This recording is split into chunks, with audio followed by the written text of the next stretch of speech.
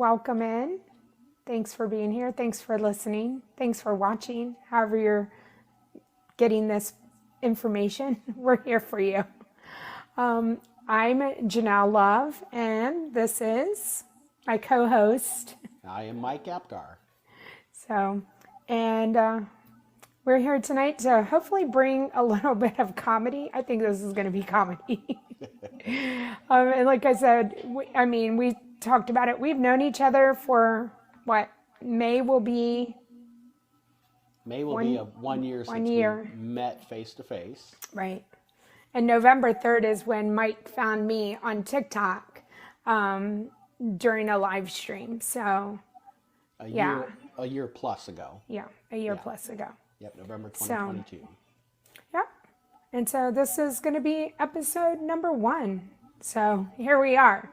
So what we're going to do tonight is we each have questions that we're going to ask each other. So we just thought we'd interview each other and see if we learned something new about each other or, didn't. I don't know. I think I know everything about him. I don't know. No, in all seriousness, no, I don't. But we're going to do that. And then if time permits, we will answer some questions from the viewers here, and we will get to that if we have the opportunity to.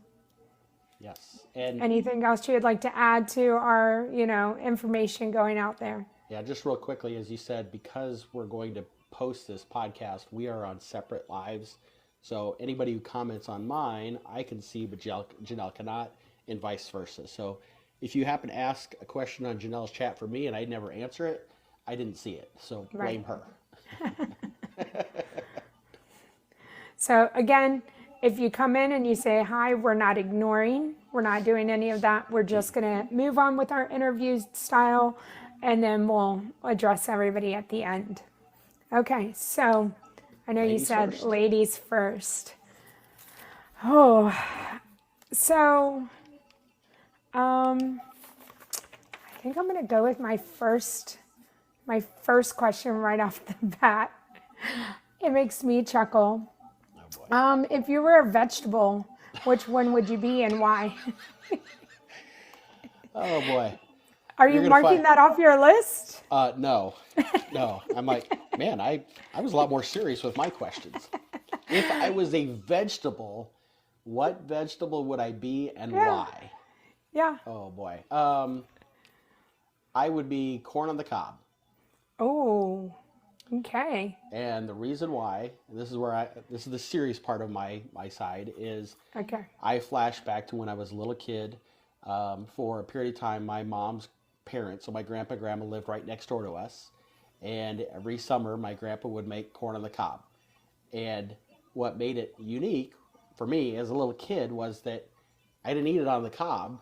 He would actually cut it off the cob after he'd cooked it. And it just tasted, good as a little kid. So I flash back to that memory as a little kid, and that's why I would say corn on the cob. Okay. Good answer. Good answer. And your answer would be? Oh, a cucumber. Because cucumbers can be made into pickles, and I love pickles. I think that was intentional. It was. I have nothing written down, and I went through it. I was like, I really love tomatoes. Do I want to be a tomato? But a tomato is a fruit, right? So I was like, okay, I couldn't go that route. And then I didn't want to be all serious with like zucchini, so I was like, no, fan favorite. Cucumber, you can be in a salad, you can be a pickle, like you can transform into other, objects with the cucumber. I should have answered that for you. Because I would have absolutely said cucumber because it could become a pickle. So, I don't know. So it was funny because I did Google, some interview style questions, and that was the very first one that came up. Wow. And so I know, and you know, my Google probably knows that I'm not that serious, and so they knew. They were like, "Oh, she's asking for interview questions for, you know, a 3-year-old." So, Yeah. Yeah. My questions are more like get to know each other kind of oh, questions. but so that teaches us, like, again, I mean, I feel like they learned something about me from that. Yeah. Pickles. So good news, bad news. I still have 17 questions that I didn't get crossed off. Okay. All right. Well, my Here's my number one first. is gone. All right. So Done. my number one. Where were you born and where did you grow up? Ooh.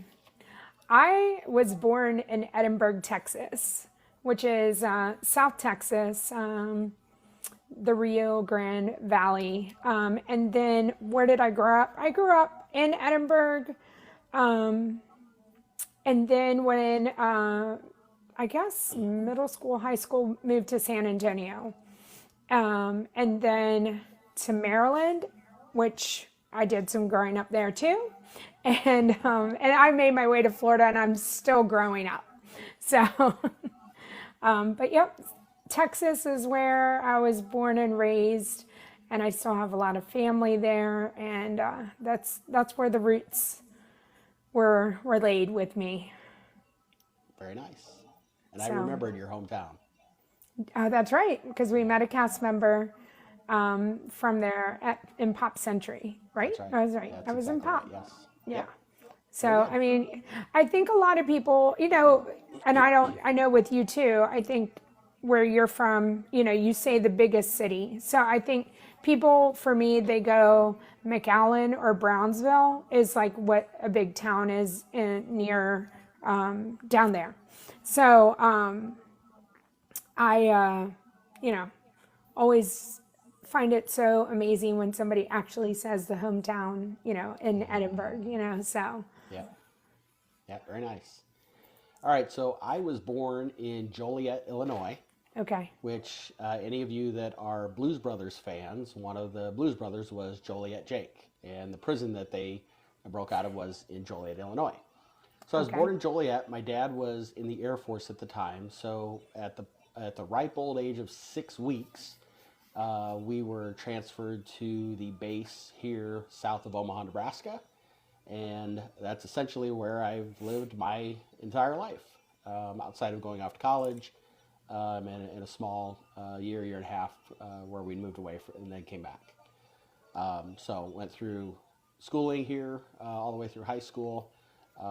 It's kind of neat for me. The high school that I graduated from, my youngest son will be graduating from here in May, so it's kind of special. Oh, Beck says I'm very quiet. Can you hear me? I can hear you just All fine. right. Well, the speaker's right there, so I'll talk a little bit louder. So I've grown up in Omaha. The town I live in is called Papillion. It's a suburb of Omaha. Probably 5-minute drive, and I'm in Omaha city limits. Oh, wow. Yep. All right, it's your question turn. Okay.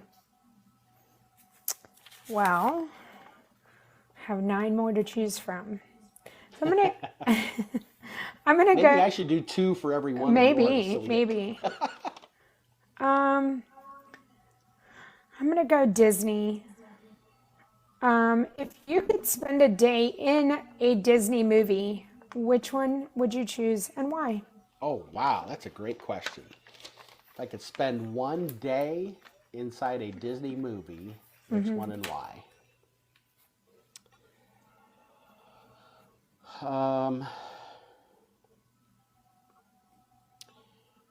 Well, I don't want to sit and think too terribly long and have everybody fall asleep on us or go somewhere else. So I'll go with I think probably my favorite Disney movie, and that's the movie Up. Okay. I think that's such a well done story from their youth all the way till um, basically the end of both their lives. Great story. I love the interaction and how he doesn't want to have anything to do with the Boy Scout early on, and then is there to pin the button on at the end of the movie. So that would be the movie that I would pick. Okay. That's a good choice. I mean, Up is one of my favorite movies. I got Carl's right there. But I don't know. I think it's because it's the day and everything that's been announced today. So ask me this question and next month, and it might be a different answer with me. But I am going to say Princess and the Frog. And I immediately went to food for this because every time I meet Tiana, she's always talking about beignets and gumbo. And I was like, I just want to go there and see if it's really good. That was where I went with that. And so I know there's so many movies out there and we could have chosen, but I think probably because of everything that I've done today, then that was the most relevant for me. And no, I think it's a great storyline, and it's warm weather. It's not going to get cold. It may get cold there. Some people might say it gets cold there. But in all reality, I just think it's a great storyline and setting too. Who wouldn't want to be in New Orleans and having a good time? And there is a fun crocodile, that alligator. Is Lewis is alligator? What is he? I mean, are there crocodiles in? I would assume alligator. Yeah, okay. I don't know why I just thought that Lewis was an alligator or a crocodile. But he's an alligator, and he plays, the trumpet, so. Right. Yes, that's right. Crocodiles play the saxophone. Alligators play the trumpet. Got it. Okay. Thanks for clearing that up. Yes. Okay. So back to my get to know you questions. Okay. Do you have any brothers or sisters? What kind of family size did you grow up with? So, growing up, I have one. I mean, I'll start with I have a biological brother, full brother, and then he lives in Maryland. I have a half brother, and he lives in Texas. And then I have 2 stepbrothers and a stepsister. So growing up, it was just my brother and I until we moved to San Antonio, and then that's where we got the extra family members came into town. And stayed with us. But no, that's what we have, and I've had them it's like I know no different. So that is what I have. All right. All right. Good. And what about you? My answer is pretty easy. I'm an only child. No brothers, no sisters, no halves, no steps. I come from a very small family. My mom is an only child. My dad has one sister. Wow. So for us to have 3 kids was incredibly overwhelming for me. Wow. For you? Yes. All right, kids, we'll take that part out. Unless they already know. No, but fortunately they're spread out in age enough that it wasn't. Right. I mean, when we first got married, I remember always saying, if we have a 3rd child, we're outnumbered as parents. Yeah. So, but I mean, Kramer was almost off to college by the time Tanner was born, so it never felt like we were outnumbered. Well, and since Mike just answered how many children he has, I will put it out there too that I have 3 children. So I was going to ask that in one of my questions, and I was like, oh, maybe people already know that, about us, stuff like that. Or definitely maybe about me, not so much you, Sure. if you put that out there. But yeah, so we both have 3 children.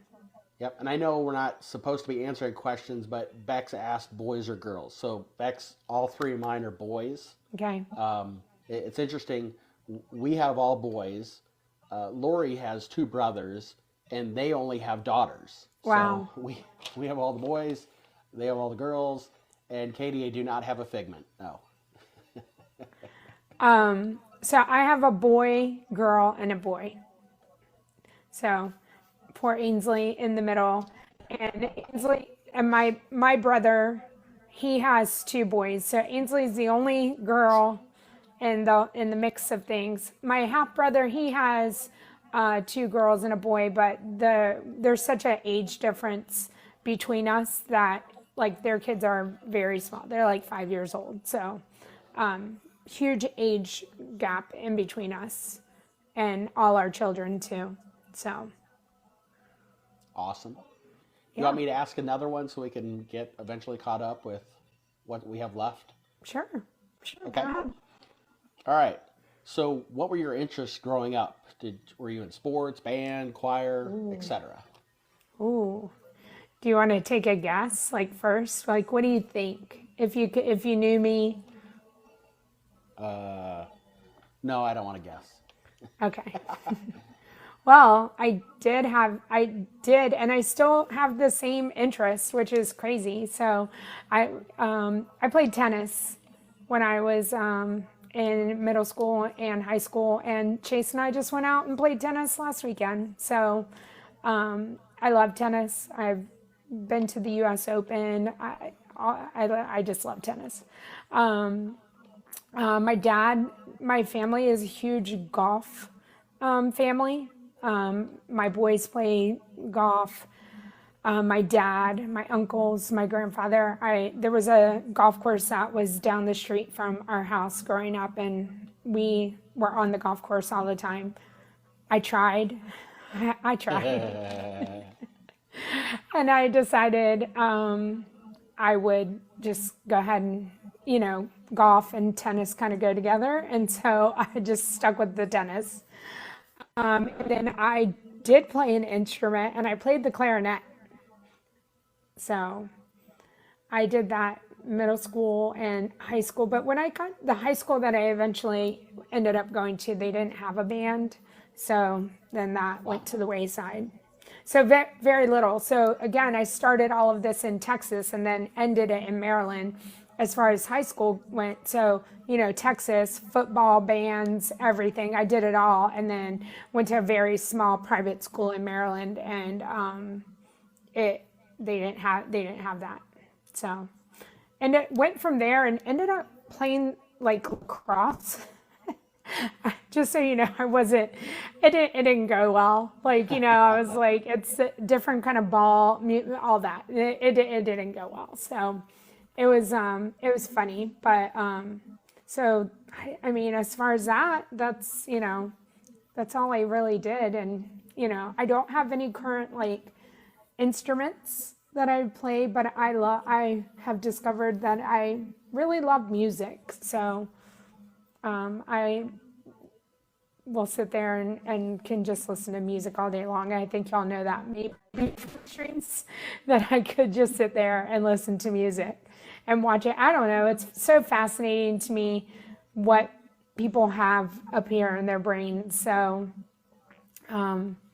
it just is very intriguing to me. Yeah, that's awesome. That's very cool. So for the most part, as a kid growing up, all the way up into high school, I was primarily all about sports. Okay. I played baseball, I played basketball, I played soccer. When I got into middle school, I played football as well. I tried band in middle school. That didn't go so well. Okay. I was also, I can't believe I'm going to admit this, but I was also in the show choir in What? 8th and 9th grade. I was in choir and in the show choir, so it was a smaller group of boys and girls, and we would sing and dance and perform a handful of times throughout the year. You'd have never guessed that, I'm sure. No. No. You mentioned tennis, so when I got to high school, in junior high playing football, I was a quarterback with a baseball arm, which made a lot of sense, and they really wanted me to play quarterback in high school. Baseball was my sport, and I did not want to get injured playing football and not be able to play baseball. So I quit football, and I played tennis in high school, and my very first year of playing tennis, I broke my foot. So Oh my gosh. the idea of getting away from football so I wouldn't get injured kind of backfired on me. But yeah, I enjoyed playing tennis. It was something fun to do, but baseball was definitely my sport. And now, as a dad, I coached baseball for 25 years. I ran our town's competitive travel program for 22 years. And now I am, I guess you could say, the voice of high school baseball. I announce all of our games at our home field. That's awesome. Yeah, so pretty cool. All right, so though I did 2 in a row, so you can go now. We'll get Okay. caught up. Okay. Let's see. We'll go non-Disney related.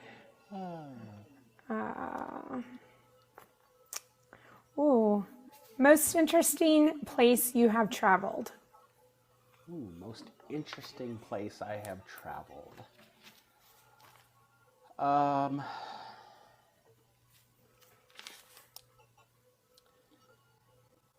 don't know that I had 2 answers that came to my mind, so I'll go with the first one.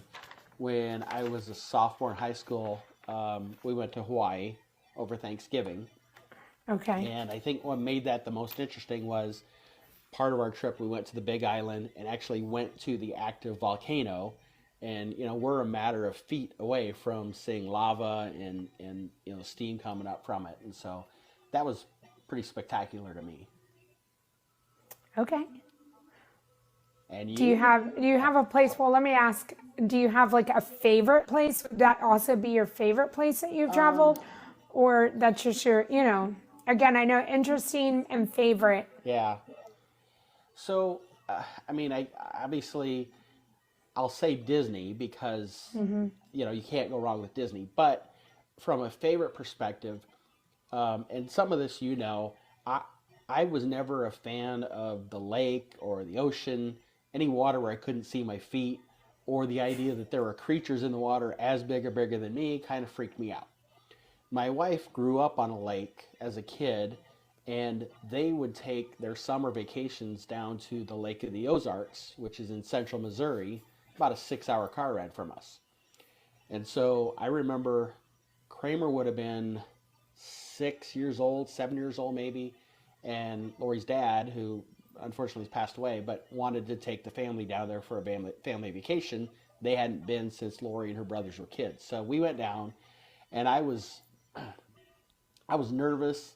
I was somewhat scared, partly because the idea of this massive lake with fish that are as big as me, part of it thinking that I would be bored out of my mind.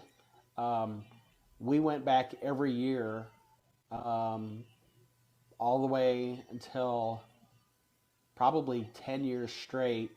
And then when her dad passed, he had made all the kids promise that we would go again the next year, and we did. And then we didn't go for a few years. And then our oldest niece, her high school graduation, the trip she wanted a family to go back to the Ozarks. So that's what we had done. So that was probably my favorite. Quality time with the kids. You're not on your phone all the time. The cell reception isn't great anyway. Swimming in the pools, fishing in the lake, swimming in the lake, boating, going golfing, that sort of stuff. Right. Okay. I love it. And your answer? Ooh, okay, so for most interesting, Yep. Hawaii. Get out, really? Uh-huh. Okay. So, for me, it was a toss-up between Colorado Springs, and I don't feel like I've traveled, done all this travel all over my life. So, I went to Hawaii for a Thanksgiving vacation.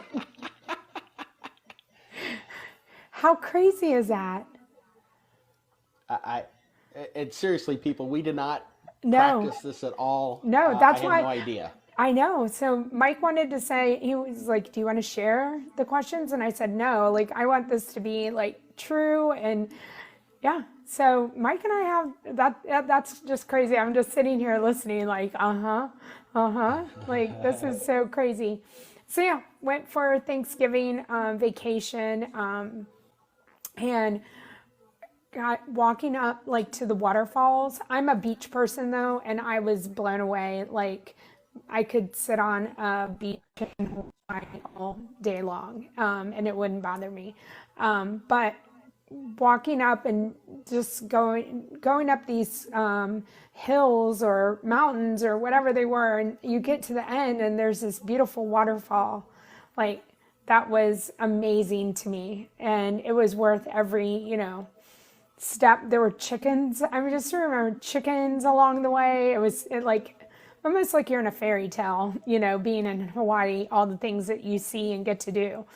And I feel like that's the one time in my life that I've been to a Jack in the Box.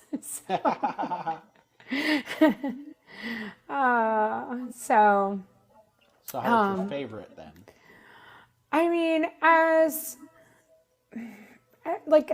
again, I really loved Colorado Springs, but of course I love Disney, and I've been to St. Kitts with my family, and we've had some like great family vacations. But I had so much fun at Disneyland,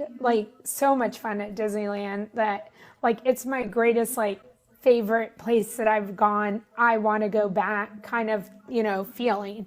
Yeah, I would love to go back to Hawaii. It's a long trip, so is it to get to. But you know what I mean? Like, that's a place that I'm like, I want to go.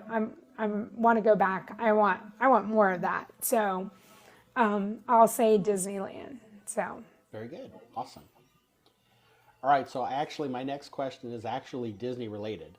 Okay. Although I have to comment, you told everybody early on that you put your questions together about an hour before we started, and I did mine yesterday. And you're like, okay, which one should I ask next? Mine are numbered 1 through 17. Oh, okay. Well, I did surprise you. No, I did. I don't know, if you could. I did. You can't see, but I did number them. Okay. I did. But I have gone from 1 to 3 to 8. Oh, nice. Makes logical sense. That's how I'm rolling here. All right. So my question is, obviously you're a Disney lover, and I'm a Disney lover. Is your family Disney lovers? Nope. None of them? No. Really? No. None of your kids at all? No. Wow. And I mean, I know Ainsley. So, okay, let's go back to, I think people ask me, when did Disney come into your life? What is it about Disney? And my stepmother has always been into Disney. I can read the VHS tapes, we're going to watch Disney movies. Same with my mom. I just think my love for Disney just stemmed from all Disney movies, watching it, because as a child, I didn't come to Disney. I came to Disney World as an adult. And so I go back to that. I'm gonna say, what was the question again? I just started talking. If your family is Disney lovers. Yeah. So my mom, no. Again, we just had the movies, but so my oldest son, I'm sure I hardly ever talk about the boys. Chase, I talk about him because he's still at home with us, and Ainsley would come to the parks with us. And yes, as for Halloween, she's been Boo and from Monsters Inc. and Braden was Mike, and they were the cutest, and we always got, Disney costumes, and I dressed her in everything Disney. But if she probably never went to Disney, she wouldn't care. And her best friends are Disney fanatics, and Ainsley is all right. So no. Wow. And I mean, Chase had an annual pass too, and he could take it or leave it, if he never went back. And the other crazy to me at least, my husband grew up 6 miles away from the, backside of Disney, and he never went. He went as a field trip, he said, when he was younger, and that was it. Wow. And until he met me, has he ever been to Disney, so much. That's interesting. I mean, I knew he wasn't a big fan, but I didn't know that he'd never been. Yeah. Wow. So, I mean, no, as his family, no, they're not, into it at all either. So, yeah, it's just me. Okay. So, Very good. So, my parents were, I wouldn't say Disney lovers, but they took me to several Disney vacations as a kid growing up. Um, and they were the ones who really were first motivated to say, "Hey, when Kramer was little, we want to take him to Disney." Um, and I mean, the first time they took Kramer, we went with them, but they've taken him by himself. Them and Kramer.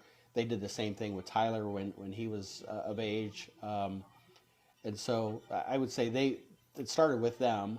Um, Lori had never been to Disney until that first time we took Kramer. So she had no concept of what Disney was. She instantly became a Disney lover. She's not a fanatic like I would say you and I are, but she would be the first to raise her hand to say she wants to go to Disney. Um, Kramer is a pretty easygoing kid. One thing doesn't sway him more than the other, so he'd be happy to be there, but it's not like he would be going, ooh, I want to go to Disney. Tyler loved Disney, loves Disney. I know he can't wait to take Briggs down there in the next year or two. Tanner enjoys Disney, but he's at that age getting ready to go off to college, and there's other things that I think are right. more front of mind for him than being a Disney lover.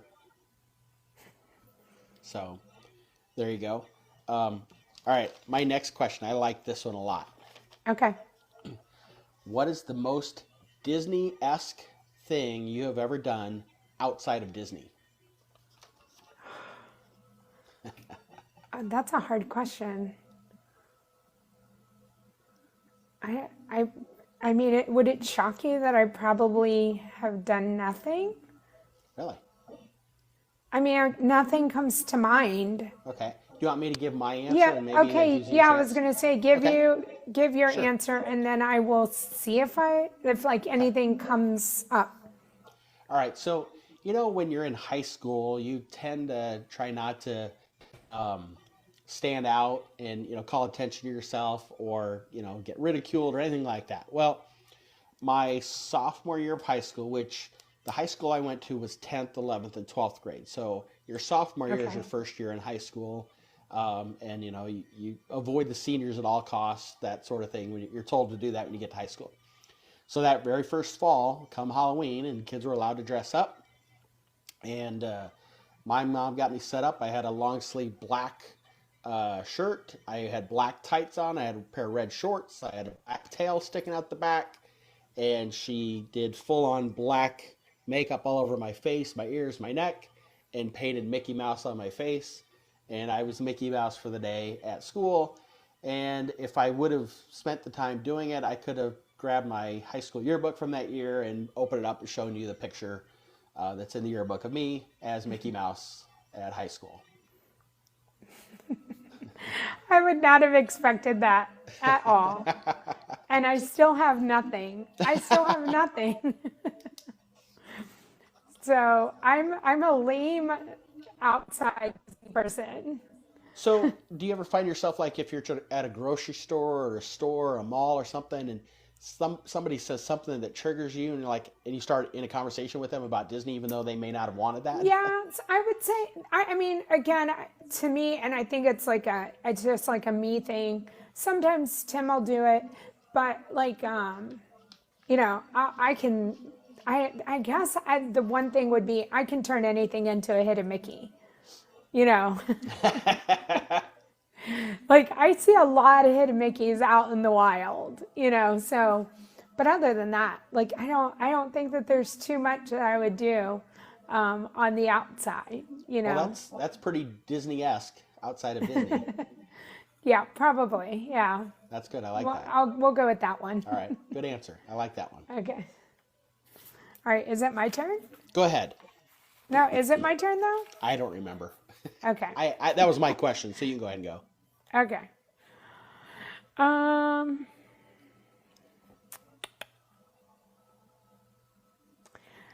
If you could have dinner with any fictional character, who and why? Fictional character. Boy. I mean, fictional character could go so many different places. I mean, a cartoon character would count. Um, uh, I don't know why, but like Rocky Balboa would count. I mean, all over the place with different ideas like that. But it has to be fictional. My love of Disney has to shine through, and breakfast, lunch, or dinner sitting across the table from Goofy would probably be my pick. Okay. Was it a why as well, or just answer that? Yeah. All right. And why? So I have and why. All right. I don't think this is one of my questions. If it is, I'll answer it now. But my fondest memory of Disney, going all the way back to when I was a little kid, I was 5 years old, almost 6. We were at Disney taking the ferry boat across to the Magic Kingdom, which at the time was just Disney World. That was the only park. There were no other parks in '76 down there. And so we're on the big ferry boat going across, and I happen to look out to the side, and a speedboat pulls up right next to us. And behind that speedboat on a tow rope was Goofy water skiing. And so that's something that has stuck with me ever since, and I've always loved Goofy. I think a lot of the cartoons with Goofy are really funny. Some of the Goofy shorts are great. So, and if anybody who knows me and spends enough time with me realize I'm pretty goofy myself. So that's who and why I would pick. Okay. All right. You ready? You ready for mine? I'm ready for this, I think. All right. Well, I'm going to be serious. On a serious note, I'm not going with a Disney character, and I know that might be shocking, but because at first, my first thought was like, oh, I think everybody might say Mickey, but at the same time, but anyways, anywho, I'm going to go with Katniss Everdeen. Who? Do you know Katniss Everdeen? Can't say that one. What? Hunger Games. Yeah, I've never sat and watched. You've never seen the Hunger Games? Katniss Everdeen is, she's just a fighter and a survivor, and that's why I want to know her skills. I want to pick her brain on, just surviving and, being able to go out there and set her mind to something and doing it and winning, at it. Yeah. So there you go. That's my fictional character that I would pick is Katniss Everdeen. Keep rocking, girl.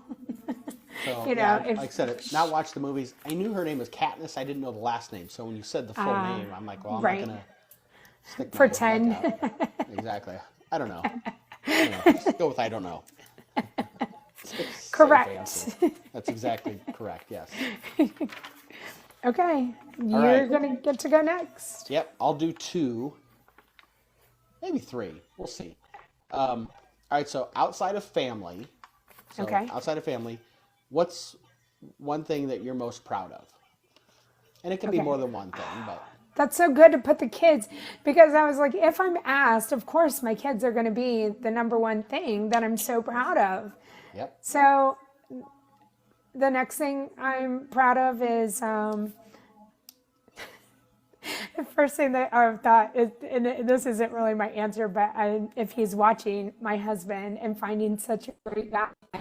But well, I would count that as part of family. As so family. Getting married. Sorry, Tim, I can't answer that. So it's going to be everything that I have built on social media. Very, very proud of the community that we are part of, and going on TikTok and not knowing what I was doing, and going on YouTube and not knowing what I was doing, and somehow finding all these people that want to help and support me, and continue to help and support me and show up every day for me, and me being able to show up for them as well is crazy. And I'm super proud of all of it. Everything that we have done and accomplished, like nothing that I ever thought in my wildest dreams, if I could have set out to do it, would I have even thought that I would be able to do it. So. Awesome. And before I give you my answer, which I have two answers, if that's okay. Okay. I'm A, incredibly proud of you for what you've built. B, I'm thankful that I crossed paths with you on November 3rd. And C, I'm even more thankful that a year and a half later you still put up with me. I know, yeah, exactly. Exactly. All right, so I have two. My first would be my 25 years of coaching baseball and being involved at that level. You know, I know for a lot of people when they coach, it's about winning and losing. And for me, it was really more about life lessons. You know, here I am a handful of years removed from coaching, but being able to see kids that I coached getting married and having their own children and starting to coach their own kids in athletics is very rewarding. I've unfortunately had to go to a funeral of a former player, but it's, you know, the ups and downs in that are what allow me to realize just how special that time was with those kids, and seeing them grown up and become the adults that they are, that, you know, in some small way, maybe I had a part in that. Yeah. So that's something that I'm really proud of. And then the other one, and Janelle's going to know this as soon as I start to say it, is that I'm proud to say that I'm a 2-time cancer survivor. Yeah. I had cancer in 2008 and again in 2013. And here we are in 2024, and I'm still alive and kicking. Still with us. It changed my perspective on life quite a bit. And now, as Janelle hears me say all the time, it is a great day to be alive. And when you face what I faced, you can say those words and know for no shadow of a doubt that you fully mean every one of those words to the fullest extent possible. Right. So there Always, you go. you know, I always say that people are put into our lives for a reason, and you know, I'm glad I haven't had to go through anything, you know, like that to be able to say that. But I'm so thankful to have you to remind us all the time, because we need that reminder. And I know that's why you're probably put here. Is like, Janelle, like you need this. So thank you. Every day, you can never say it too much, and we're never going to get tired of it. So thank you. I appreciate that. All right, my next one. Okay. These will be couple quick hitters here. Okay. Okay. Your favorite color? Blue. My favorite color is, what is it? You know? Orange. Yes, it is orange. And my favorite color is orange because orange is the color that signifies kidney cancer. And so that ties back to my last answer. And Okay. what is your favorite or lucky number? 2. Get shut up. 2. Are you serious? Yeah. It's going to sound like we're cheating. That is has always been my number. Oh, it's mine. I'm an Always even, but my birthday is on the 2nd of the month. So that's where it's always stemmed from. I grew up wearing number 2 in athletics, stuck with it, always loved it. When my kids started playing sports, Tyler, my middle son, God bless him, he said, "Dad, 2 is your number. Wear your number." So he wore 22 instead. Okay. Yeah. So All right. that's crazy. Yeah. All right. Okay. Well, let me ask one more question. Okay, because go. we're gonna give the same answer again, probably. What is your favorite food? Tacos. I promise you, when I wrote the question, I'm like, well, we're gonna give the same answer, but tacos every day of the week for me. Yeah. As long as it ends in Y, I'm picking tacos. Were you there today when I was like, so today is International Pancake Day, And for those of you that, if you listen to this on a, at a later date, it is the 13th of February, and it is Fat Tuesday, which I think is probably always International Pancake Day. I think this is the date. So, going on that, I said we should have taco pancakes. So, there's nothing wrong with taking a pancake, making it a taco, and filling it with, Nutella or strawberries or something like that. I see nothing wrong with it. Yep, I'm with you. Yeah, so I think I put this on your Discord that on this date every year, IHOP offers a free short stack pancake, and all they ask is for a Goodwill donation, and all the money they raise goes towards fighting hunger. World Hunger. So, pretty cool deal. It is. Also, and just to go, like, when you put that on the Discord and I said, shh, don't tell Tim, my husband, don't tell him. Well, of course, he sees the notification and I get a text and he says, I have to run out. I'm going to IHOP, and it's... So... You're welcome, Tim. So... all right, okay. Your question. Mine, okay. If you were a cast member, where would you want to work and why? Oh, that's awesome.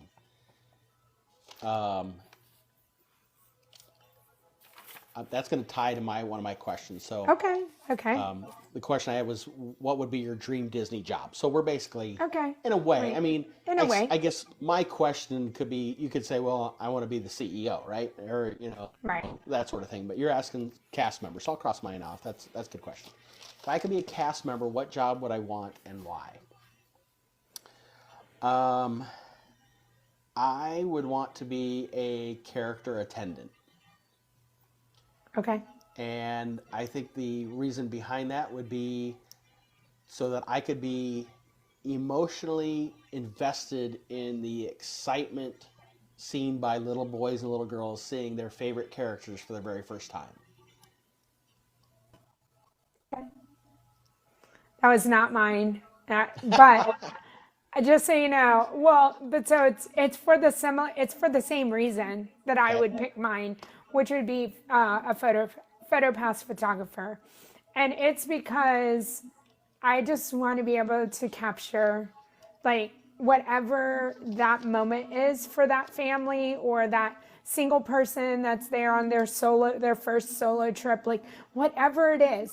And I mean, PhotoPass is everywhere, kind of like character attendance. PhotoPass is everywhere, whether you're, walking down Main Street for the Festival of Fantasy Parade or, photography, doing the special moment ones that, people pay for. Like, there's so much that you could be part of and make it so magical and special for somebody's trip there.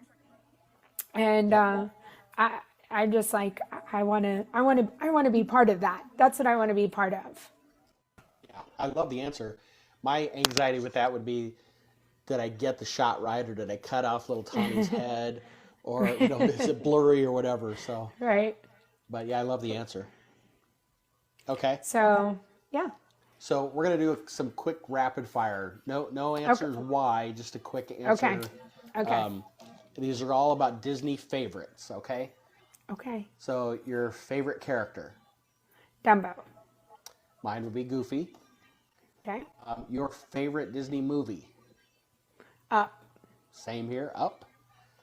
Your favorite snack at any of the 4 parks, doesn't matter which park. Oh, this is a hard one. Popcorn. I would say pretzel. Okay. Your favorite ride at Magic Kingdom? Big Thunder Railroad. Okay. Big Thunder Mountain Railroad. And there you go. I'm going to say Haunted Mansion. Okay. How about at Epcot? Guardians of the Galaxy. I would say that, except for the fact that you could there could be a day where you get to Epcot and you can't ride it, right? You Yeah. can't Okay. get. Okay. Then I go Soarin'. Yeah, Soarin' would be mine. Remy is close behind, but I would say Soarin'. Let's go Hollywood Studios.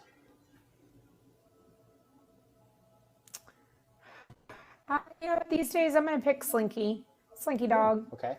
I love Slinky Dog Dash. I think for the entire experience, I have to go with Rise of the Resistance. I know. I usually always say that, and I'm not going to backtrack on, what my answer was. Yeah. But, for fun's sake, and Rise is a whole experience, like you said, but I'm going to go Slinky Dog Dash. Yeah, okay. And then lastly, Animal Kingdom. I know I always say Flight of Passage. But I love a good safari ride. Yeah, I would pick the safari simply because it's a different experience every time. Yeah. Okay. Yeah, but all right. So those are the rides. What is your favorite quick service restaurant across the 4 parks? Any one of them, doesn't matter. Across the 4 parks, I'm gonna say Columbia Harbor House. Okay. And for me, again, I didn't think about my answers before I put the questions down. I would probably go with, this is such a lame answer, but the ABC Commissary at Hollywood, because I love that buffalo chicken grilled cheese sandwich. Solid choice. Choice. How about your favorite sit-down restaurant?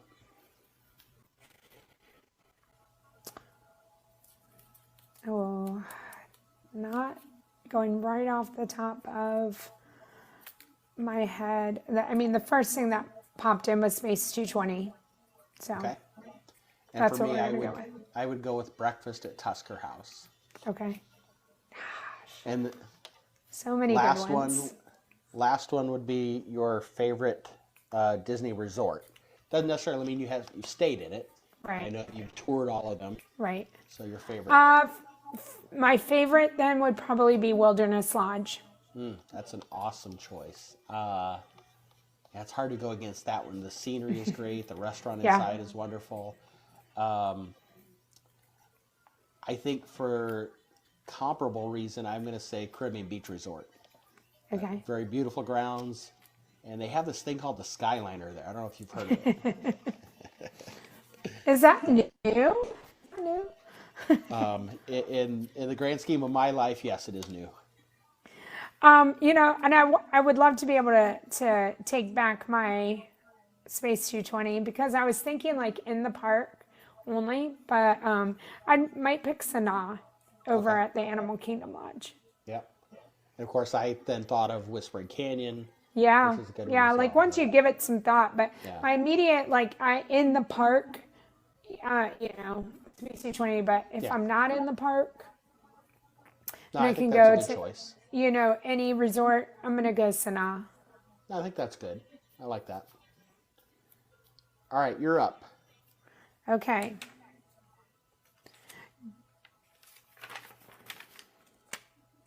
Why'd you decide to become a travel agent? Well, now this isn't fair. I can't ask the question of you.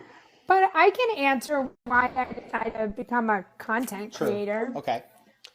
I have helped a lot of friends with travel, primarily to Disney, but some other destinations as well.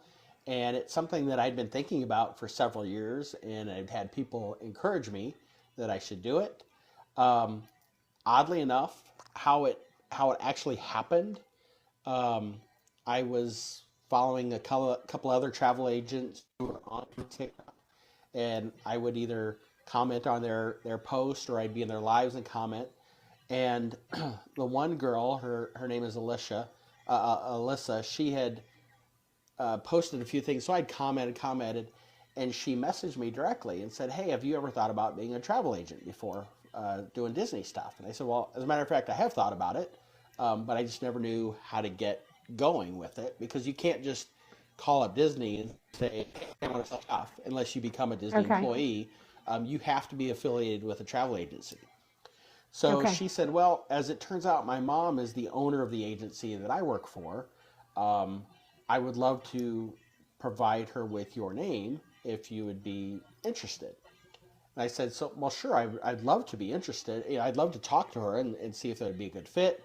And probably 2 days later, her mom called me and was very upfront, said, I, I'm not looking for any new agents. I'm not saying that this won't work, but I wanted to give you an opportunity to share a little bit about yourself and your interest in this, that, and the other, so I could gauge whether it would be a good fit. It's a Okay. small agency. She has maybe a dozen travel agents, um, versus some of these other agencies that have thousands of agents, and all they care about is getting the next guy in to try to sign up business, because the agencies make a percentage of the commission as well.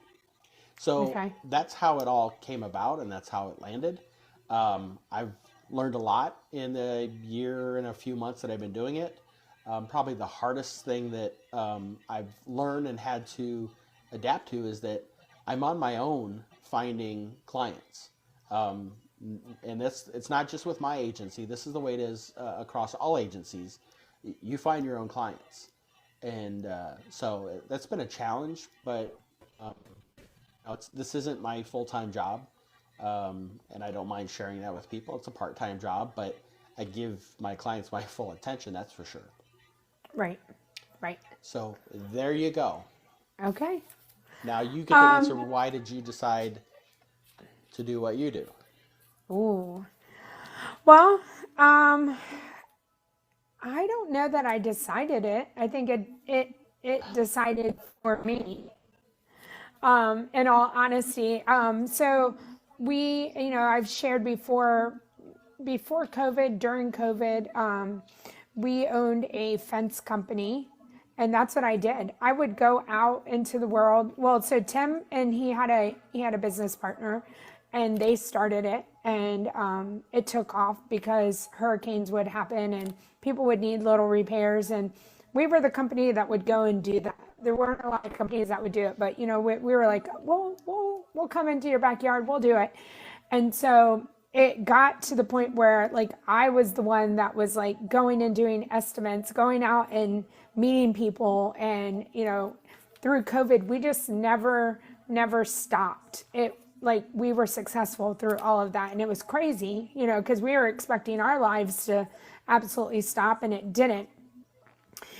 And so I found myself going to Disney more and more and more, like just to kind of take a break from everything that we had going on, here at home and with the business and everything. And so I was sitting at Magic Kingdom, and for some crazy reason, I had said, I am not going to go to Disney on October 1st. I didn't want to be part of the 50th anniversary. I didn't want to be part of the crowd. I wanted to do it. But in reality, I knew that I just, I was like, I didn't want to be there on that day. And so I went the day before. I went on September the 30th. And I was like, I went that entire week up to then. And on September 30th, I went, and in the hub area around Walt, they had cast members set up. I'll have to post it on my Discord, one of the pictures, because it's still there. And there was this Imagineer, and she was drawing and like just drawing these cartoons, and I was just sitting there. I was like, this is the most amazing thing I've ever seen. And over here on this side, they were filming something, and over here there was a character, and it was just, there were everything, there was so much going on. And I was like, wow, if this is the day before, like what's tomorrow going to bring? I feel like, honestly, I was so lucky being there on September 30th, because there were not a lot of people. Everybody was coming the very next day. And I experienced so much magic on that day. And like I'm like, how could everybody not have been here today? Because this is when those people weren't out. There was too many people there on the first for there to be what they were doing on that day. And I remember she was drawing and I'd have to go back to what she was drawing, but let's just say it was Alice in Wonderland. And they were filming her and they were doing all this stuff. And then she just took it off and she handed it to, the guy that was right there. And I was like, oh my God, like that's crazy. He just got to walk away with that. So anyways, I was just sitting there and watching her, but I was sitting on the circle to where Walt and Mickey, the Walt and Mickey partner statue is. And I was like, you know what? I'm going to start a TikTok account, whether my kids like it or not. And I like sat on that little thing and I made the TikTok account.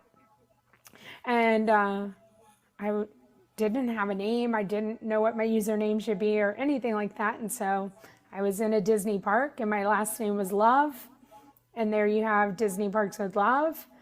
And that's what it started out with. And I just started posting. And I mean, here I am today. I think it took me from that day in September to March to get the 1,000 followers to be able to go live. And I never watched any other live streams, which is crazy to me, that I wanted to do something that I had really no knowledge of. None. I had no knowledge of what this was. I just was like, I just want to do it. And I know exactly what the very first stream, I was streaming the Festival of Fantasy. It was probably on March 3rd when it came back. And I know the trash can I was at, and I can remember like talking into the phone, being so nervous. Like, oh, I was beyond nervous, I didn't know what a mod was. I had no idea that mods existed. And then I can remember it was Connor. He was one of the very first people that came into the live stream and was chatting. And he was like, the Festival of Fantasy Parade, it stepped off in the pack. And, I have blonde hair. And my blonde moment was like, how does he know that? And I was like, is he here too? Not even thinking, oh my gosh, other people could be doing this as well. Like it just, that single-mindedly, like I'm the only person doing this. Everybody's paying attention to me mentality. That's how I felt. I was so nervous. And so, and yes, the rest is history.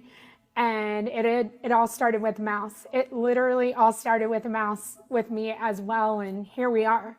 So I always say, like, I never set out to do any of this. And then just to let you know, Tim was so worn out from, we were exhausted from the fence company. And now we kind of switched over to where he does custom gate fabrication now.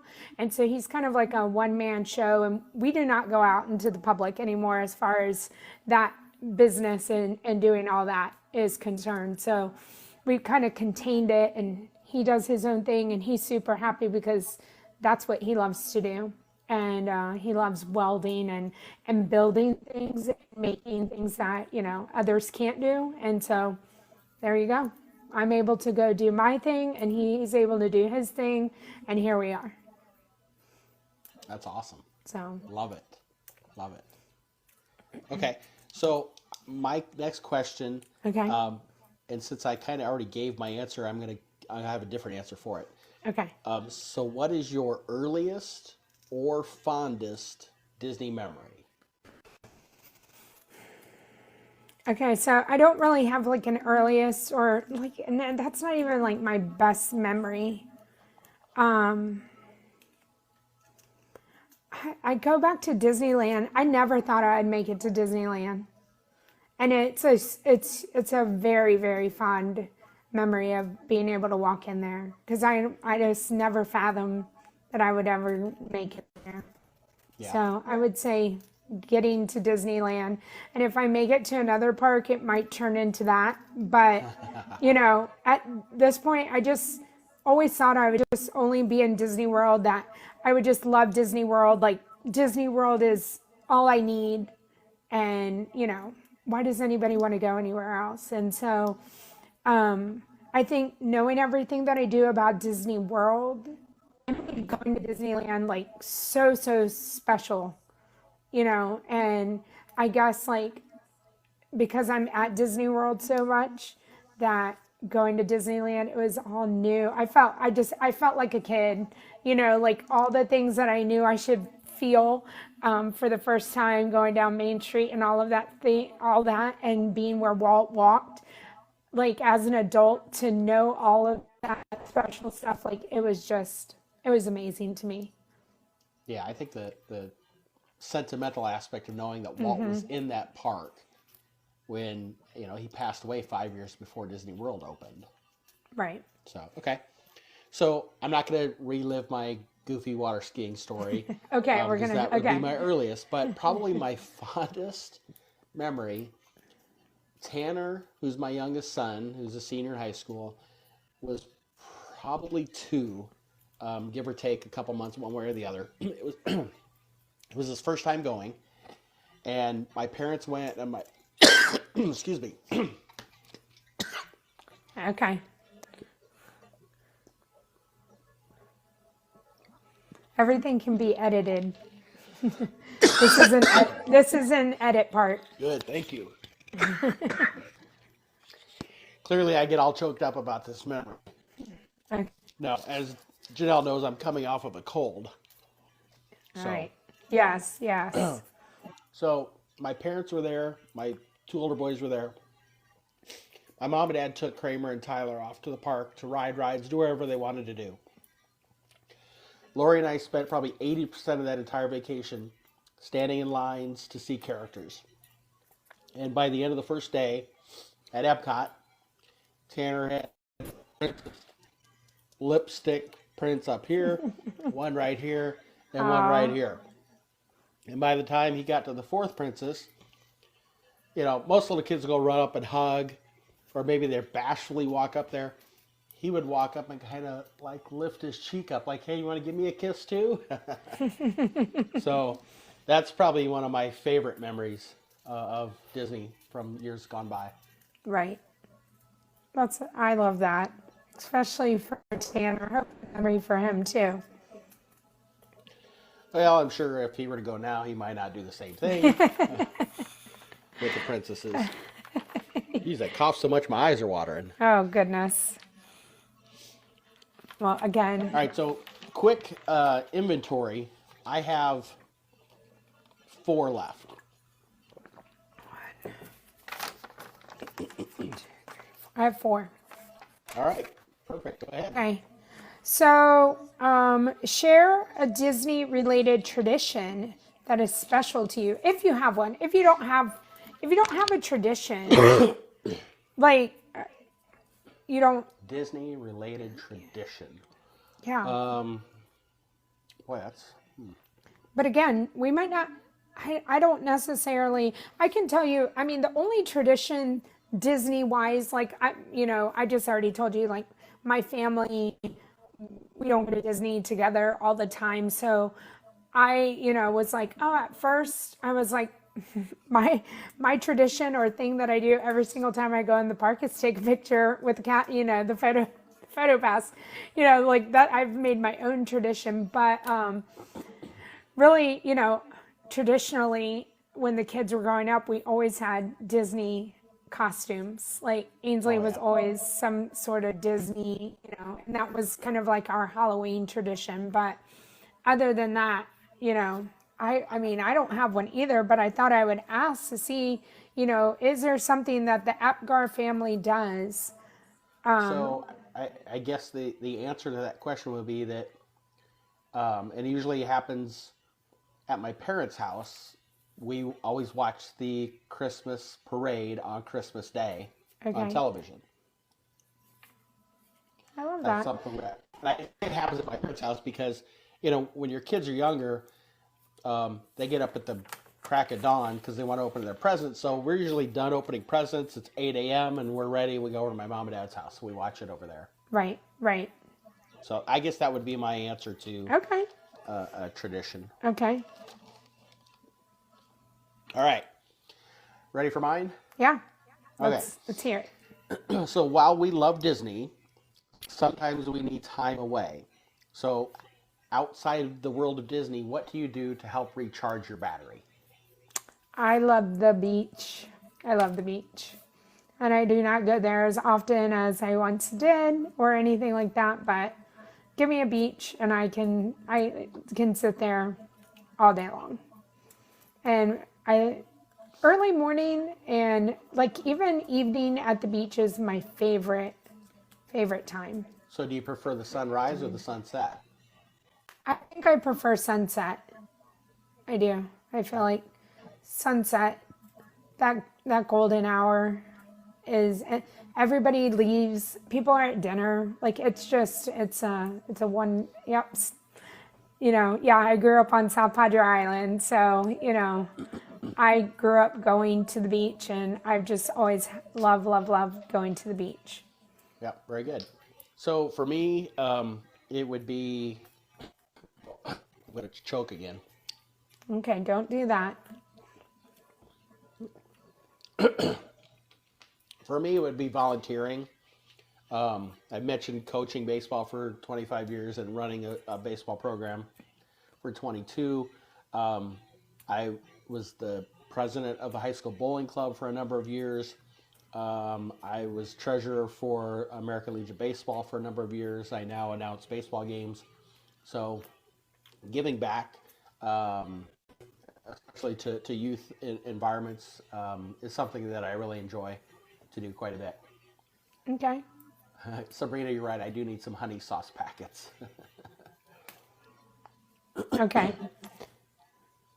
So I think we already kind of answered this one, but if you have anything different, again, and I'll say aside from, I just said, tell me an accomplishment that you're proud of.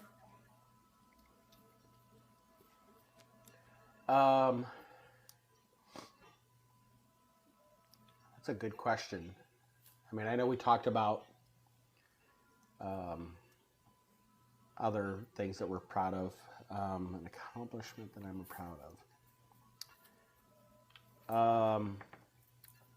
So I guess the one that comes to my mind right now that is kind of almost front and center for me is that we have successfully sent 2 of our 3 boys off to college, and our 3rd one will be going this fall.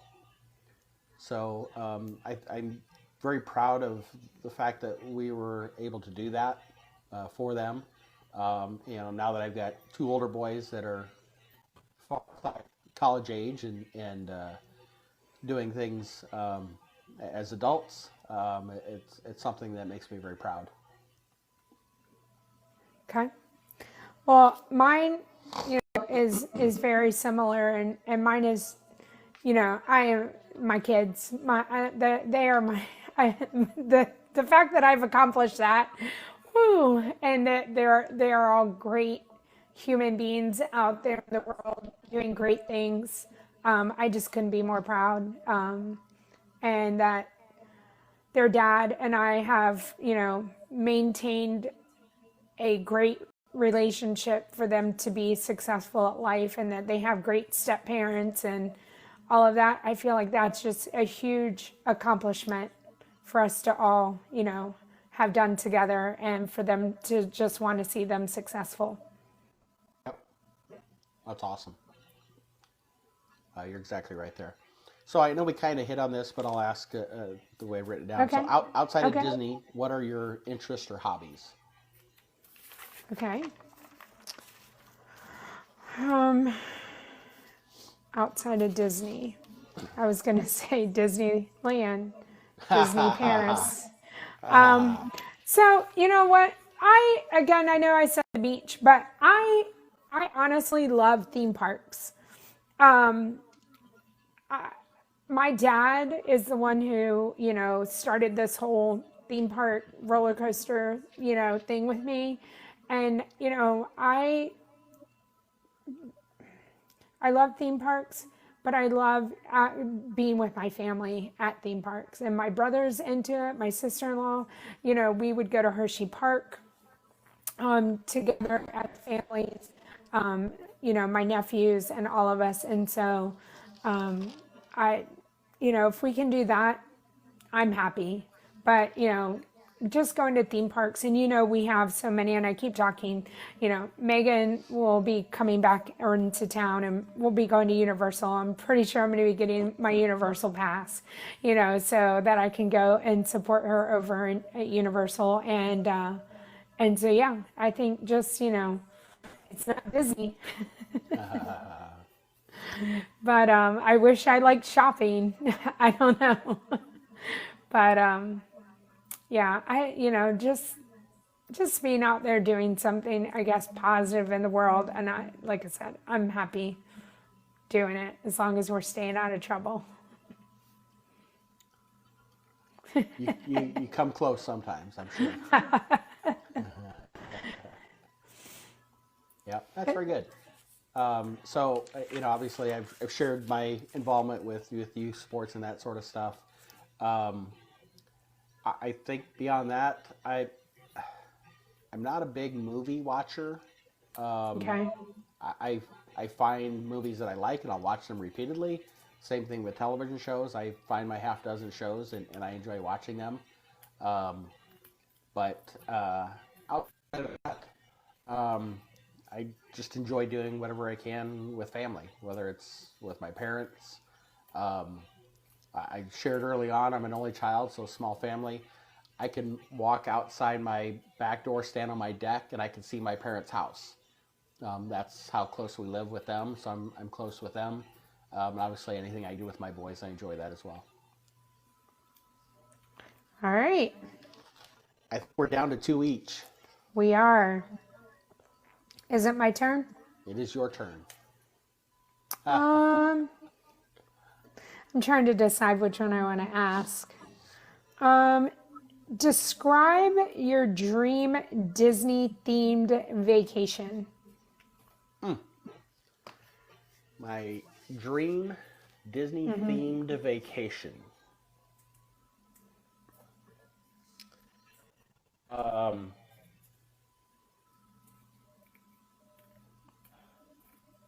Well, for me, if it's Disney-themed, it has to be Disney related, right? It's not like Right.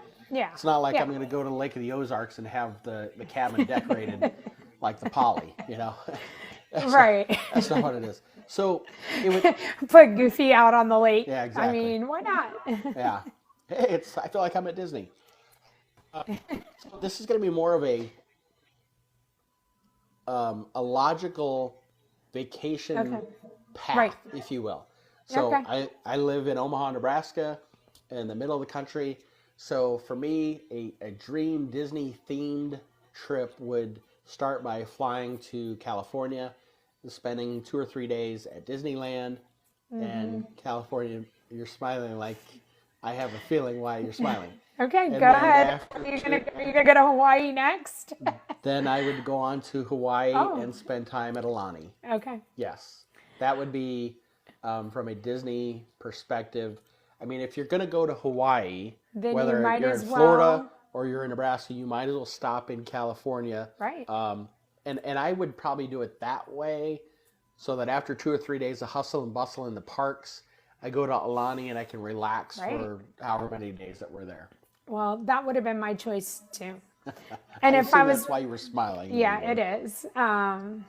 And then, and then if you want to dream it up and keep going, but again, I mean, like I wanted to say realistic, because we can all be like, oh, I'm going to get on the, the Disney private, jet and have them take me around the world, but realistically, what's something that I can, do you then just take that and say, all right, I'm going to go to Tokyo from here because we're over there, like that would be the next Yeah. logical step.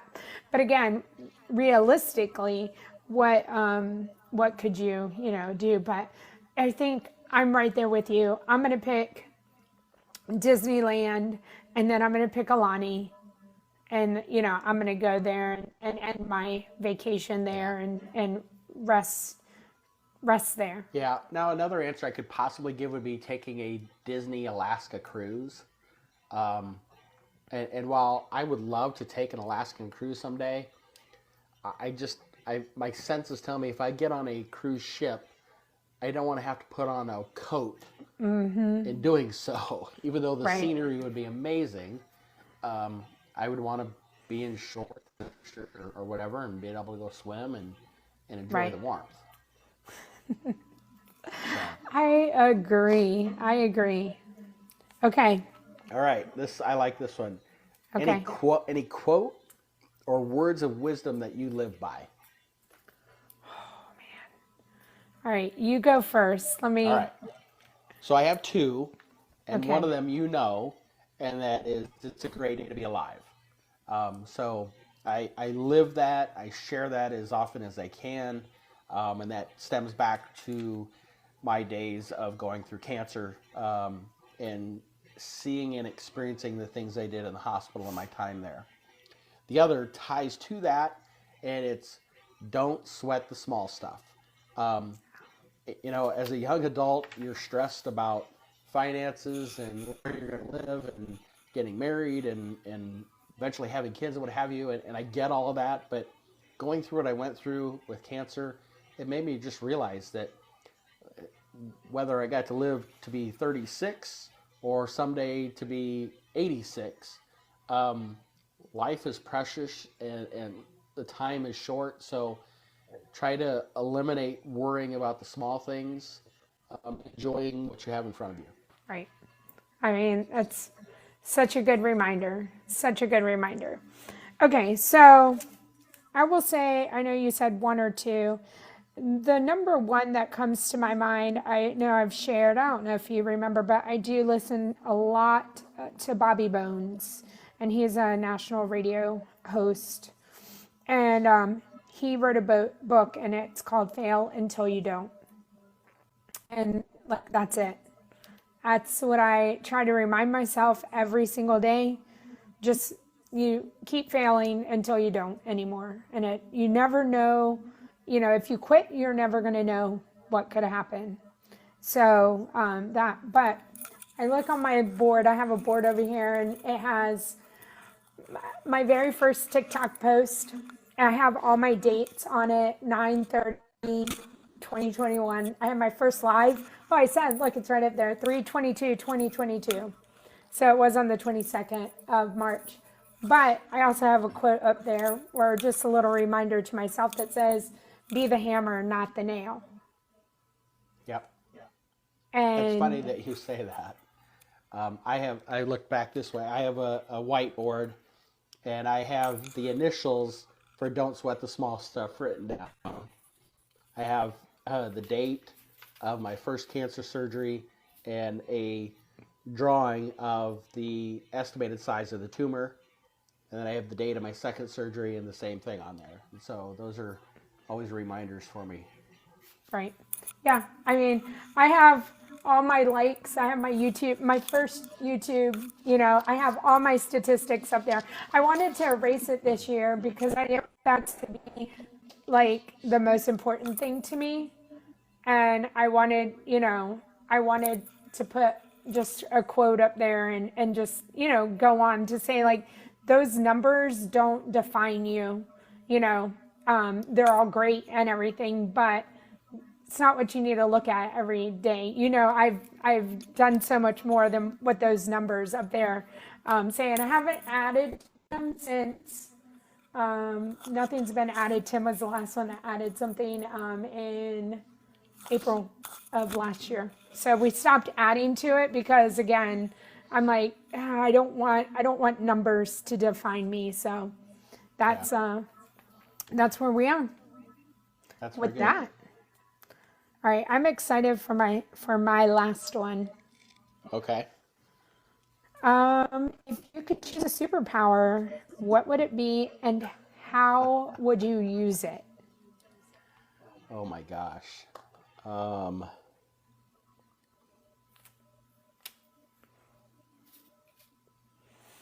And I did think about mine for a little while, and the more I thought about it, I was like, gosh, superpowers, and I know we know this from movies, right? Like superpowers can have like they're good and they're bad.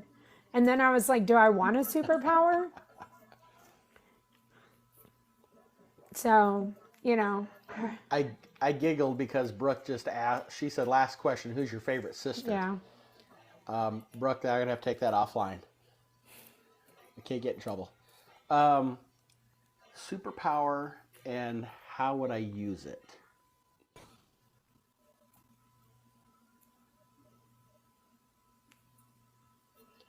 I don't know. This is going to be one of those where I'm going to give you an answer, and then as you start to answer, I might think of 3 others that I wish I would have said instead.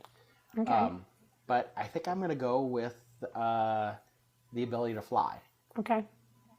And I think it would be so that I could get more places with the amount of time that I have available. Whether that's being able to, fly down to Florida and get in a quick day at the park and fly home, or if it's to be able to fly out to Tyler's house to see Briggs, as opposed to driving for 20 minutes and then being able to fly to the next destinations to see and do whatever I needed to do. I like that. The superpower to use any other superpowers. Oh, wow. That's an extreme superpower. Yep. And somebody here said they wish they could teleport. That's a good one, Carolyn. Yeah. Someone said here to eradicate cancer. That would be an amazing, selfless superpower. Is that the right word? Selfless superpower. Mm-hmm. So I don't know that I can actually choose, and I know that's lame because this was my question, because at first I thought I want to fly, and then I was like, but to be invisible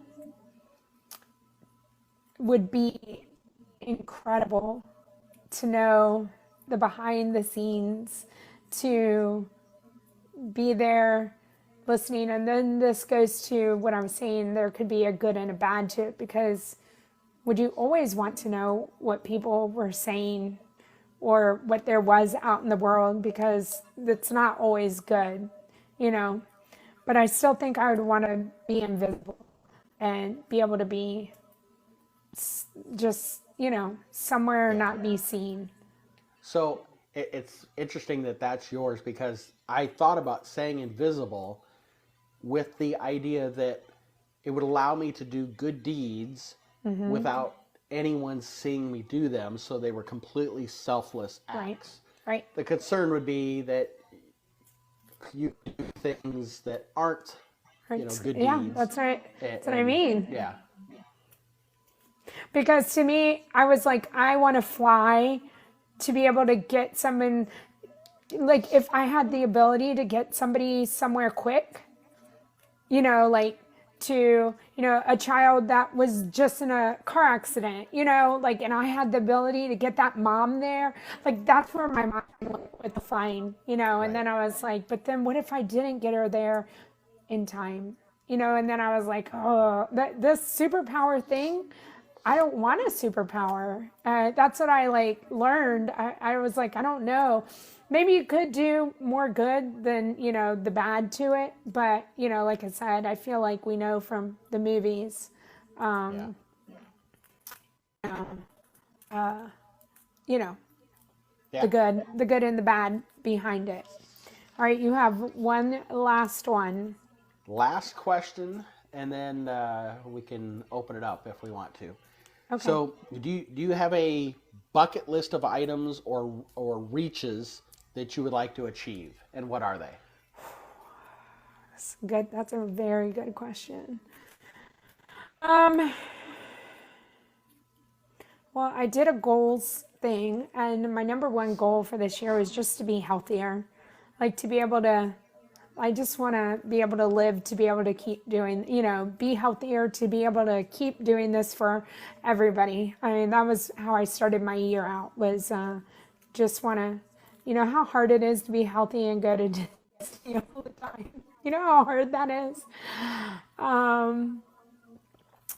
But, you know, again, I don't ever want like numbers to define me or, you know, but ultimately, like, the bucket list would be to have the success that, you know, I would be able to not go to the park for a day and maybe still make money and, you know, still be able to make people happy and, you know, be able to be okay without, you know, like, okay, we didn't go today and we have success and, you know, we have this passive income of, you know, everything that we put together and are trying to accomplish from either doing the podcast or streaming or putting a video out. So that would be a huge bucket list or goal to be able to do, is to see all of this, you know, come together and,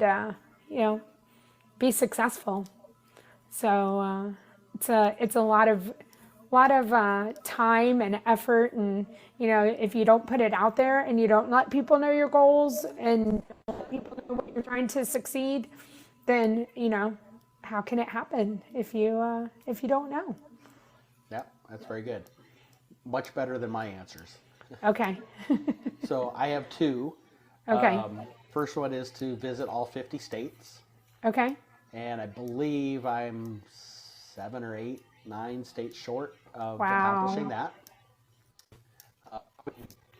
Well, Alaska and Maine are probably the two biggest challenges of that. Although if I could knock out Maine, I knock out Vermont, New Hampshire, which I haven't been to. Right. Okay. And the other is to visit every Major League Baseball stadium in the country. That's awesome. And if you can see that little plaque that I'm pointing to in the back wall there, that's actually a plaque that has every Major League Baseball stadium listed on it. And if I visited one, there's a little sticker that you put on it. That's the logo of the team. And I think there's 30 stadiums, I believe. I think I've been to 16 or 17, something like that. Okay. So those would be two, I think, more fun bucket list items or reaches to try to achieve. Okay. I like that. I love that. Yeah. So there you go. So, all right. And there you go. The interview is over. Yes. I can breathe again. Do you think you know more about me or about the same? There were things I think we probably know about each other that we didn't know. Right. And probably some things that we knew and reaffirmed. Right. The fact that I put in 2 days worth of time and you put in an hour's worth of time. We already knew this. We already knew that was going to happen. You didn't think I was like, you know, losing sleep over this or anything. Okay, so out of kindness, Max is still on with us. She said it's 2:15 a.m. Oh goodness. And she's still here, and she has a question for both of us when we're ready. So okay, let's hear it, Bex. Shoot the question our way. And I suppose we could open the door if anybody had questions of things that they want to follow up on, or maybe they didn't hear us tell about each other, that we could certainly tackle those as well. Okay. Yes. I don't think we should go too long, you know. No, well, we don't want you to, you know, fall asleep if you're listening in your car. Yes, right. Kim, thank you. I appreciate that. She said it was nice to learn some things about us. Aw, thank you. Okay, this question, would either of you or both be willing to do an interview with a follower or two? With a follower or two. I mean, I would consider it. I don't know off the top of my head. You're saying, like, will a follower interview us? That's how I interpret it. Okay. So, Bex, if you want to follow up, you certainly can. But I'd be willing to. I'd have no problem with it whatsoever. I think out of fairness and kindness towards personal things, there might be questions asked that I would not want to answer. Not because I'd want to be rude, but I think there are certain things that, and I'm as it gets. So it'd have to be something completely off the wall that I wouldn't want to answer. Tasha said, I love that you love tennis. I love tennis. She's never played it, but she loves tennis. I love that, Tasha. Yep. Carolyn says, love you, Mike and Janelle. Oh, thank you. And Katie all right, just so said hi. Mike, someone's asking, and you can answer or not. It's up to you. But what is your regular job? I work at a company here in Omaha that is actually the world's leader in credit card processing. I'm a product director, so I manage a handful of products with them. All right, and then someone did say, I just learned about the guy that makes glass and crystal art store on Main Street. What all do they do? Well, so Rebus Brothers is the company that owns Crystal Arts. And you can go to erebusbrothers.com and you can look at all the products that they have on the website. And that's what I would suggest that you do. But they do glass blowing, the castle. I mean, they have everything, all different, from tiaras to earrings to Christmas ornaments. So they have one in Magic Kingdom, Epcot. How many? Three in Epcot, two in Epcot, two Mexico, Germany, and then Disney Springs. So Bex followed up and said, she said, like, I'd love to know the differences between here, and she's in the UK, and there. She's been to Disney Paris as well, so compare and contrast, I think, Disney Paris with Disney. I think that'd be a fun conversation to have. Right. So Katie said, my shirt is cool. Thank you, Katie. I appreciate that. And then Single Dad, can you buy what they make in front of you? And you can't. Absolutely. Yep. You can buy, and then the majority of the stuff that they make in front of you, especially with the glass blowing, a lot of that is a request that people have put in, and they will make it right in front of you, and then they ship it out to you if you cannot come back into the park and pick it up the next day. I know this will surprise you, but Katie suggested that I should get a Figment shirt. Hi, Jackie. Jackie's planning a huge family trip for 2025, and she needs opinions. Awesome. The first opinion would be go. Do it. Yes. Go do it, Jackie. Disney World, she said? She didn't say. Just planning a huge trip for 2025. Thanks for being here, Jackie. We're out here doing it. Jackie was a huge help to us, and she's on, I want to get it right, Mom Street, right? Yes, she's going to Disney World. She needs resort options for 10 people. Okay. So now I know which Jackie we're talking about.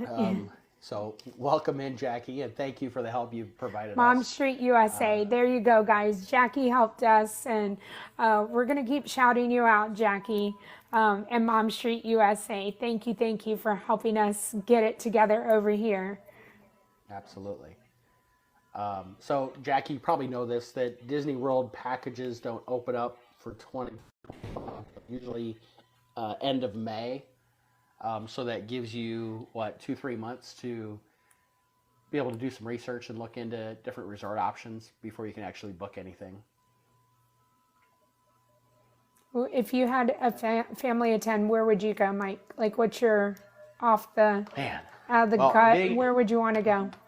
Being an only child, that's a tough one for me to answer. Okay, but you're going to have 10 friends. Again, that would be a tough one for me to answer. I'm gonna pick the wilderness cabins. 6 adults, 4 kids, ages 1 through 8. Jackie.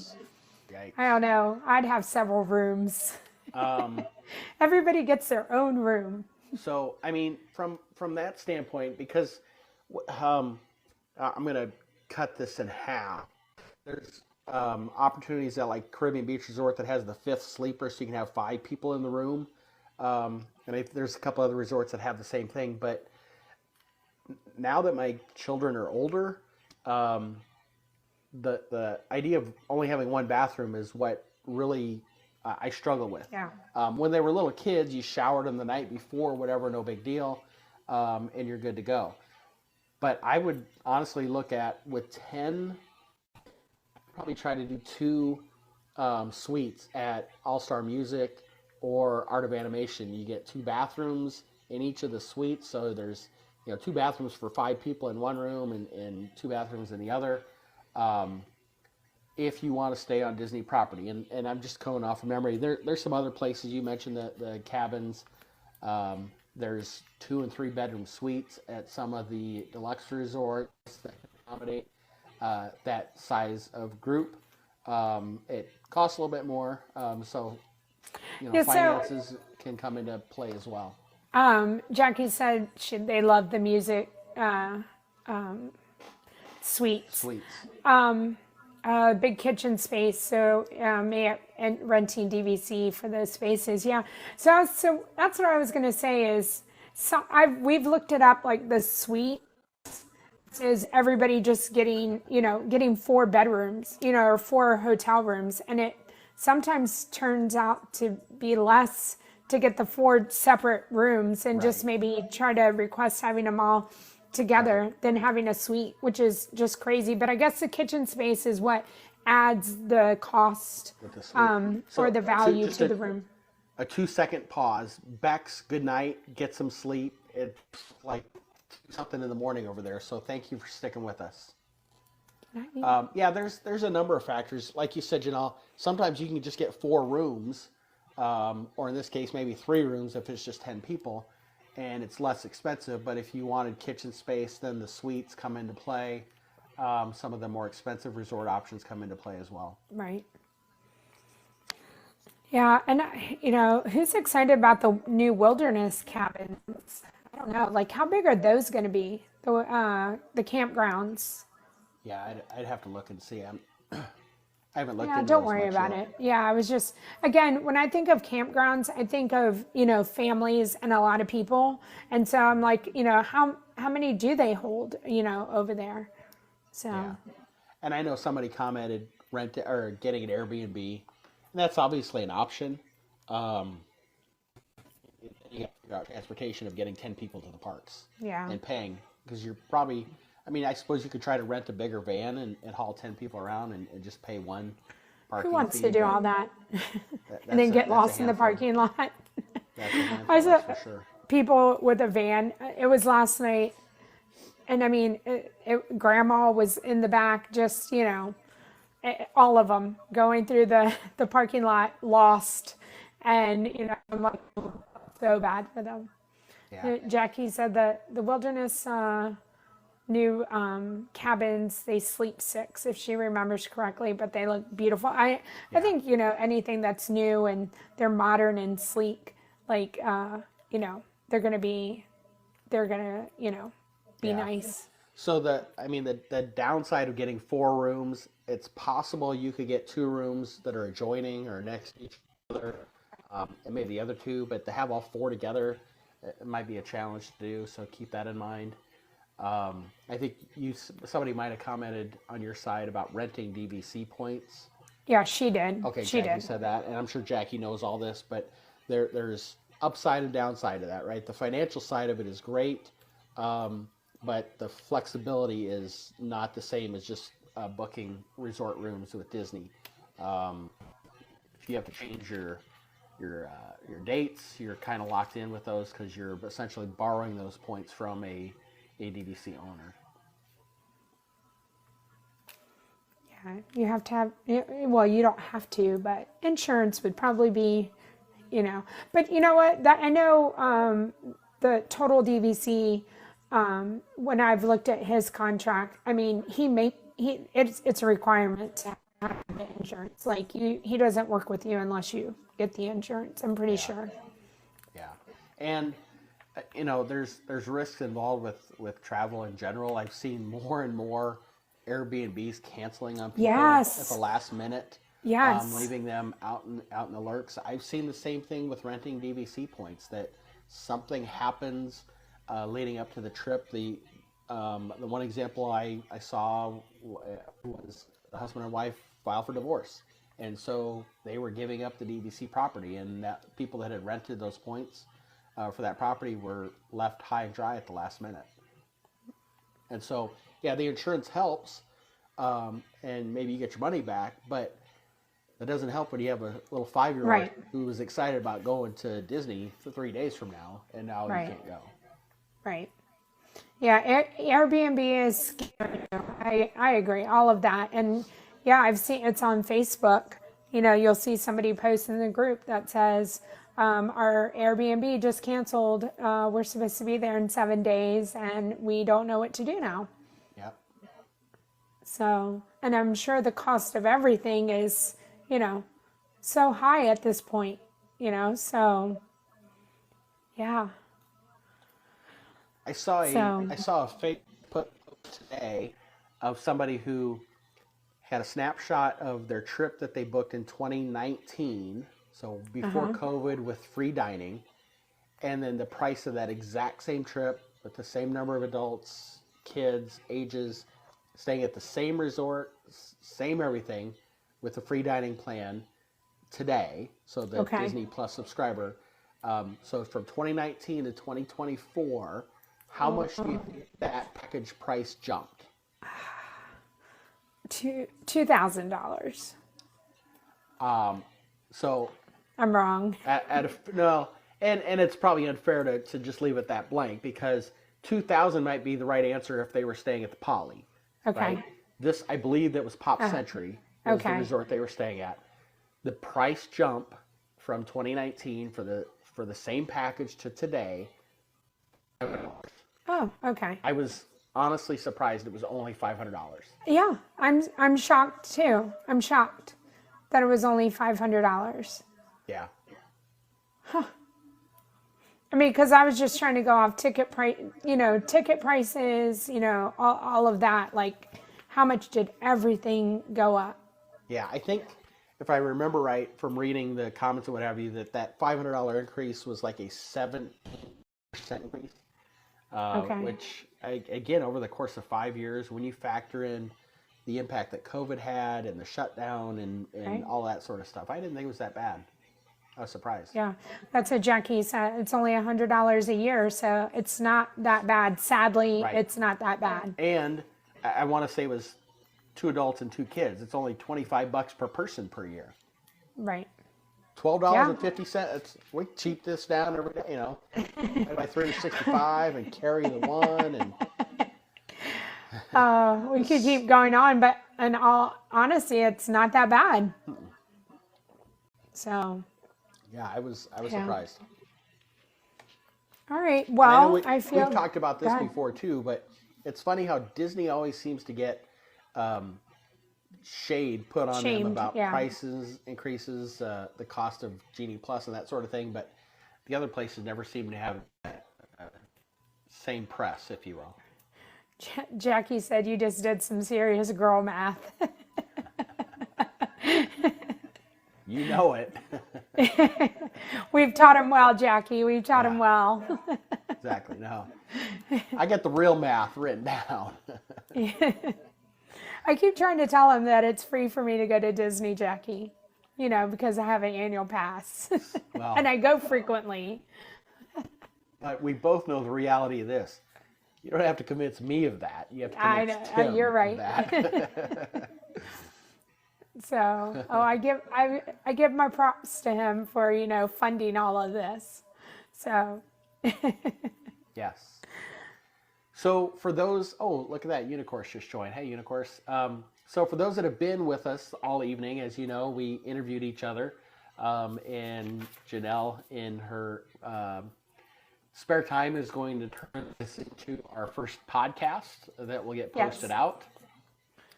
Yes. We will, every week we'll get together. Every other week will be a podcast that we will record and put out there. And again, major props and thank you to Jackie for helping us out. Yes. She's been amazing. And then on our odd weeks, if you will, we will go back to our traditional travel talk where we'll answer questions that you post into Janelle's Discord, which is her link. If you're not a Discord member, we would certainly love to have you join us. There is a page on there for our travel talk. And our podcast weeks, we're going to have a topic that we will cover, and that's what we will discuss, at least at the front side of the recording. And if we have time, we will answer questions either about the topic or if you have general questions, we will do that as well. All right. Katie says she has many Figment questions, and we know you do, Katie. All right. And next time, Katie, on this, we tell her that every week. We'll get to those next week, Katie, those Figment questions. Well, no, we have some of the Figment answers, question. right? No, there's not going to be a Figment hotel. Hotel, yes. No Figment restaurant. No. You can meet Figment as much as you want, Katie. Yeah. Yes. Yes. You could do a Figment marathon. Yes. All day. All day, every day. Your whole vacation. So, all right, everybody. Thank you for being part of tonight. Episode 1 in the books. And we will see everybody next time. Thank you, Mike. Yep. Thank you, Janelle. The folks that were on my site appreciate it. I have almost 27,000 likes. It's awesome. Nice. Appreciate very, any very gifts nice. that anybody gave. I'm not as adept at this as Janelle, so I don't do as good a job of paying attention to the things that come across the screen. But thank you for the likes. Thank you for any gifts that have been given. Yep. Thank you, everybody. I really appreciate it. All right. All righty. Bye. Bye. Take care, guys. Have a good night. Have a great week.